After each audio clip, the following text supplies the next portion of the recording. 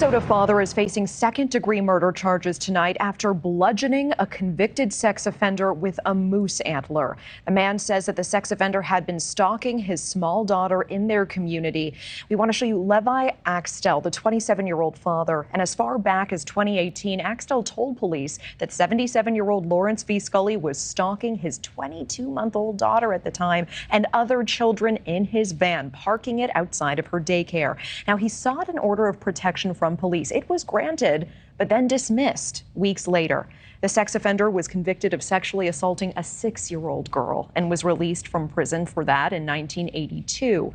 Well, this father allegedly drove to Scully's house, beat him with a shovel 15 to 20 times before, quote, finishing him off with a moose antler.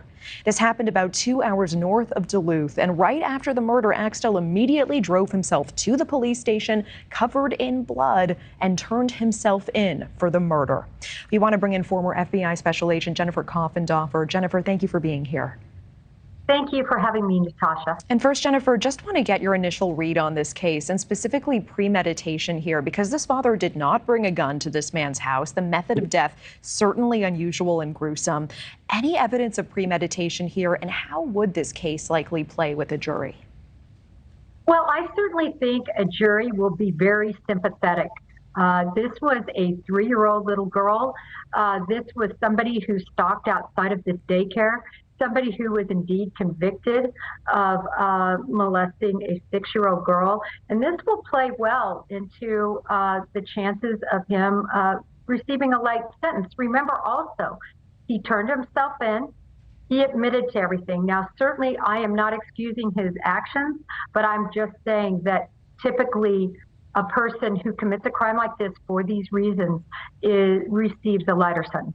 And it does seem that this father tried to involve police in 2018. We know that order of protection was filed against Scully after Axtell accused him of stalking and attempting to groom his daughter. And that order initially granted and then dropped several weeks later. Is that a common thing? And what are some instances where an order of protection like that would be dropped? Well, it's not common, and it shouldn't have been dropped, particularly since this individual had been convicted. It's really disturbing, actually, that this well played into the actions then taken.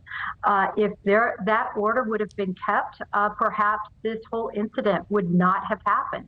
But it did happen, and certainly he's going to have to pay a criminal price for his conduct. And seemingly he knew that and was willing to pay the price to keep his daughter safe from this individual in his mind. And sex offenders who have been released do live among us. They live in our communities. If a parent does not feel safe, they feel their child is being targeted, and let's say they even do file an order of protection and it's not enforceable for some reason, what more should a parent do?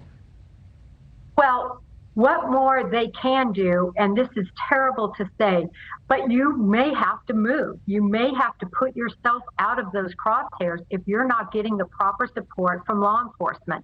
I think we need stiffer sentences against convicted pedophiles, and I think that would help with the situation because there is great recidivism with pedophiles. It is very hard for them to go back in society and not recommit the same crimes. As this case plays out, will it matter what was actually said, what the exchange that they had in that house before the murder took place looked like? And, you know, we do have the detail that a neighbor heard screaming, but other than that, you know, doesn't the only the father at this point know what actually transpired in that house? Well, that's exactly right. And he's probably already given some sort of statement, judging by the fact that he went in there, he turned himself in, he was covered in blood. So he's already given a statement, and that's going to be the statement that he's going to be held to. So, Natasha, I don't think we're going to know exactly what words were said other than what he admits to. And Axtell had known Scully for a long time. We know he's currently charged with second-degree murder, facing potentially 40 years behind bars.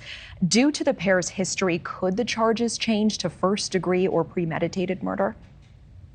I don't see those changing. I see a scenario where he went there to confront him and then ended up bludgeoning him to death. I don't believe from the reports that he took a pair of antlers with him.